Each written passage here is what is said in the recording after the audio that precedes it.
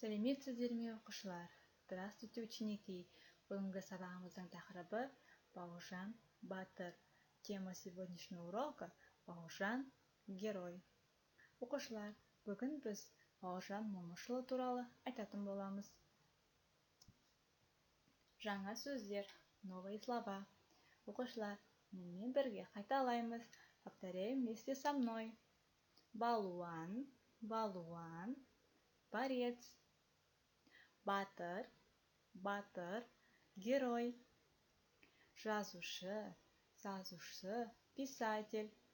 Тану, тану, узнавать.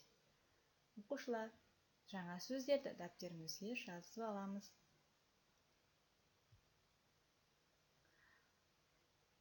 Оқушылар, суретке мұқият қарайықшы. Бұл суретте Бауыржан Момышұлының суреті бейнеленген, яғни Бауыржан Момышұлының жас кезі. Бауыржан Момышұлы батыр, Бауыржан Момышұлы герой. Екінші тапсырма. Мәтінді оқы. Второе задание. Читаем текст. Оқушылар, мені мұқият тыңдаймыз. Внимательно слушаем. Біз Бауыржан Момышұлын батыр ретінде танимыз. Мы знаем Бауыржана Момышұлы как героя. Ол көптеген өлең, кітаптарды жазған. Он также написал много стихов и книг. Бауыржан Момышұлы соғыс кезінде жазушыға, ана тілін ардақта, досыма деген өлеңдер шығарған.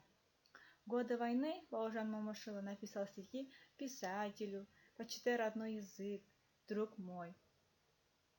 Ол Мәскеу үшін шайқас, Куба әскерлері атты кітаптардың да авторы.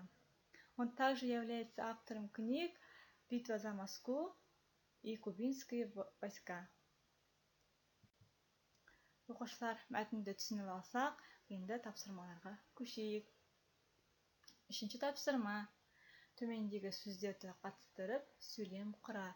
Третье задание, ребята, вы должны писать предложение, значит, составить предложение, используя слова батыр, герой, балуан, борец, жазушы, писатель, Бауыржан, қатысу, участвовать, қазақ, өнер, искусство, көше, улица. Осы сөздерді қатыстырып, сөйлем құрауларыңыз керек. Например, мысалы, батыр, герой, Бауыржан Момышұлы батыр.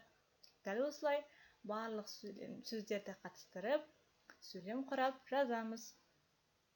Ребята, это задание пишем в тетрадь.